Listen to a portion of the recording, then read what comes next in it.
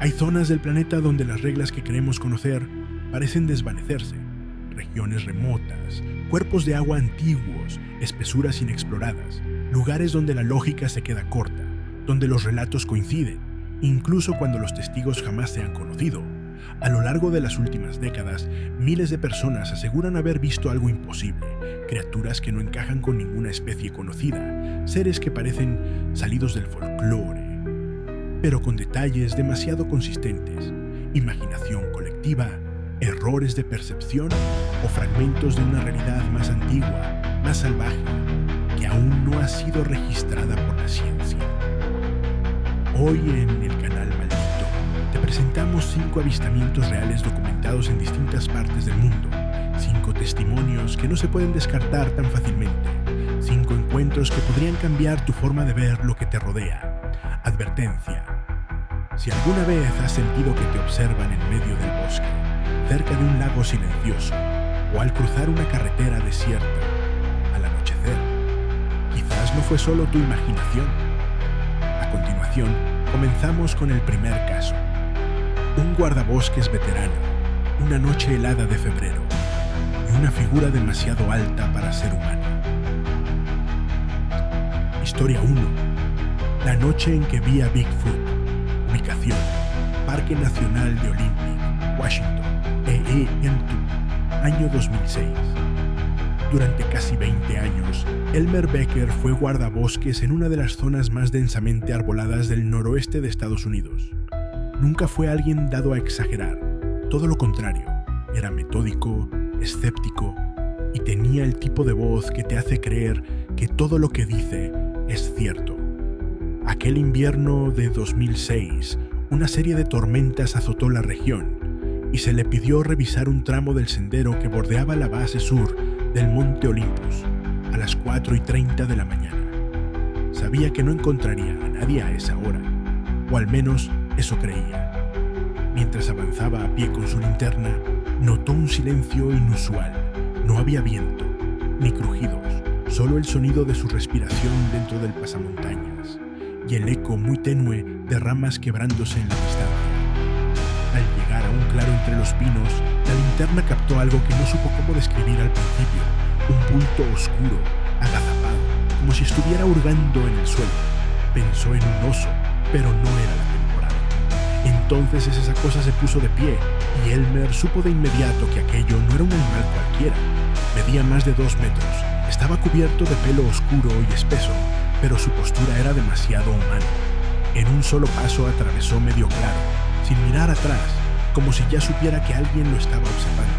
Él no se movió durante al menos un minuto. No lo anotó en el informe, no lo contó oficialmente.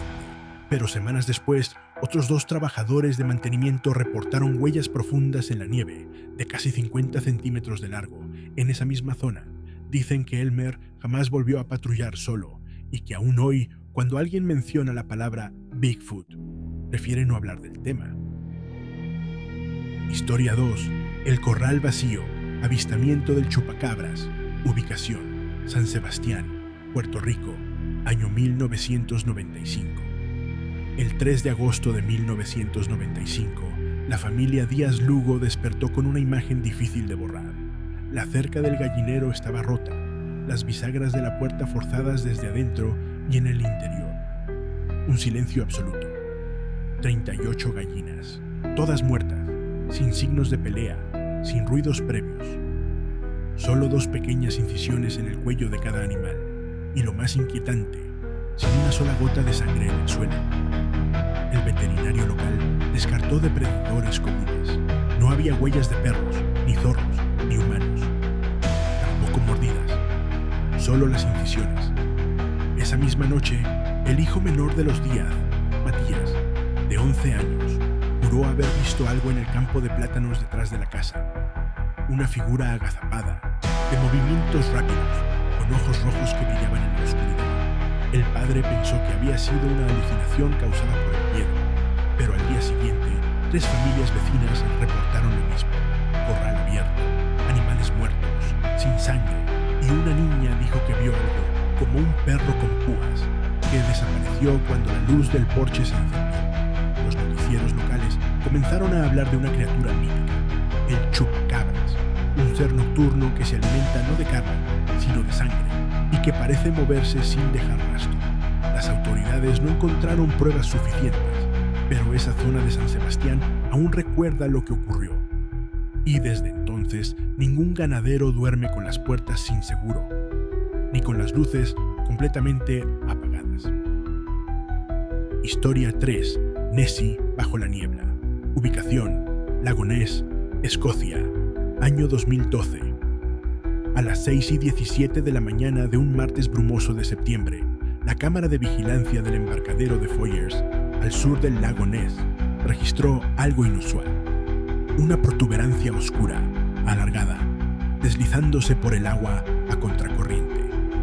Sin salpicaduras, sin estela visible, solo una deformación suave del agua, que desapareció tras la niebla. Lo más extraño es que esa cámara no debía estar funcionando. El sistema estaba desconectado por mantenimiento, pero el técnico de la empresa contratista, un tal Declan Moore, aseguró haberla reactivado la noche anterior para probar los sensores de temperatura. Declan no volvió a trabajar para la compañía, pero entregó una copia del archivo de video a un colega antes de irse. Ese video fue filtrado semanas después en un foro privado de aficionados a la criptozoología. La grabación, de apenas 27 segundos, muestra algo que recuerda vagamente a una serpiente marina. Pero lo que más desconcertó a quienes la analizaron fue lo siguiente. Al fotograma 18, justo antes de que la figura desaparezca, puede verse una segunda sombra, más profunda, más alargada, siguiendo a la primera. Dos cuerpos, en paralelo. El equipo local de turismo se negó a comentar el suceso, pero un periodista retirado, Gordon Clive, filtró unos correos donde se hablaba de bloquear el acceso a ciertas zonas del lago por seguridad. Los correos estaban fechados 2 días antes del avistamiento. Hasta hoy, no se ha confirmado la autenticidad del video. Pero en el archivo original, al exportar los metadatos, aparece una marca de tiempo que coincide con otro reporte.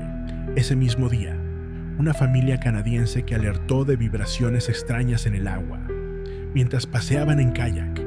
Desde entonces, ningún informe oficial ha mencionado a Nessie, pero el acceso al embarcadero sur permanece cerrado. Historia 4. Mokele Mbembe, la sombra del río. Ubicación: región de Likwala, República del Congo. Año 2009. El doctor Álvaro Esquivel, biólogo especializado en anfibios tropicales, fue invitado por una ONG francesa a participar en una expedición de muestreo en las selvas pantanosas del norte de Congo. Su objetivo era claro: catalogar nuevas especies de ranas arborícolas, pero lo que encontró allí no tenía nombre científico. El 19 de abril de 2009, a las 3:12 de la mañana, mientras recogía sensores de humedad en la orilla del río Tele, notó que el agua, hasta entonces estancada, comenzaba a desplazarse en ambas direcciones, no por corriente, sino por algo que se movía desde abajo. Desde la vegetación densa del otro lado del cauce, emergió una silueta imponente, un lomo arqueado de color gris fangoso, y lo que parecían una cola larga y una cresta cervical. No era un elefante, ni un hipopótamo. El doctor no pudo comparar aquello con ningún animal que conociera, excepto uno, un saurópodo, como los de los libros de paleontología.